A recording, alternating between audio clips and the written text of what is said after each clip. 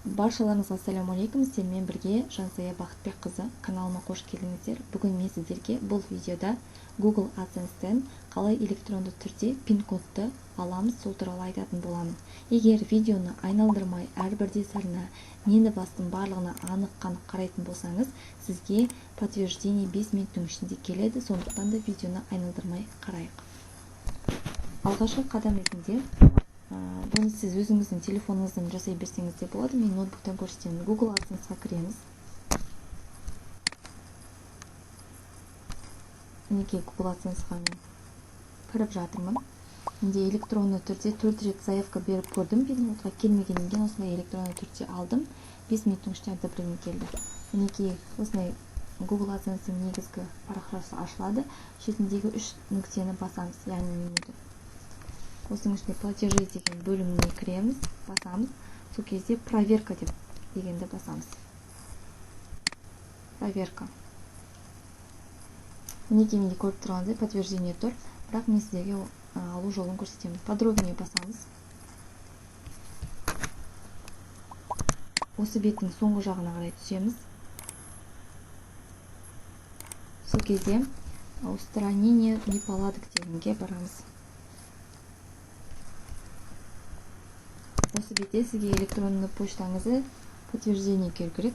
Яғни осы почта сіздікі ма деп сұрап тұр. Сізге деп жауап бересіз, продолжить басамыз. Келесі сізге пин-код келді ма деп сұрап тұр. Бұл жерде маған келген жоқ деп айтасыз.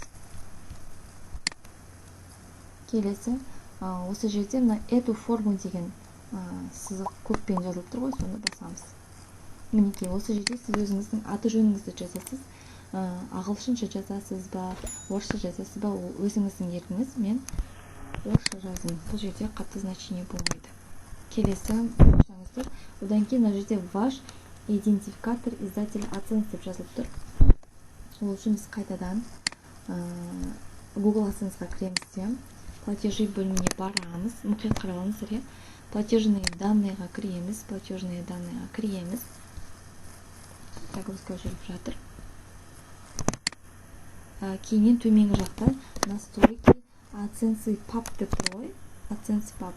Осы жерде паптан бастап соңғы цифрға дейін копировать етіп аламыз. Әркімдікі әрқайлы. Менікі негізіп жасап жүрмеңіздер.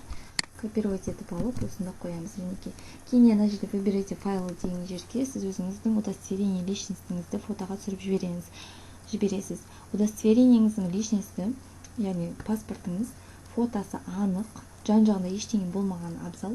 Әппақ қағазды алып, соның үстіне удостоверениеңізді қойып түсірсеңіз жақсы, ол тез өтіп кетеді. Қайта-қайта проверкадан өтпейсіз.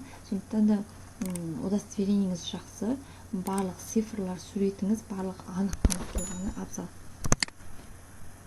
Кейіннен удостоверениеңіз выберите файл деп өзіңіздің жәнегі удостоверениеңізді осында әкелгеннен кейін осы жерге отправить басасыз, болды.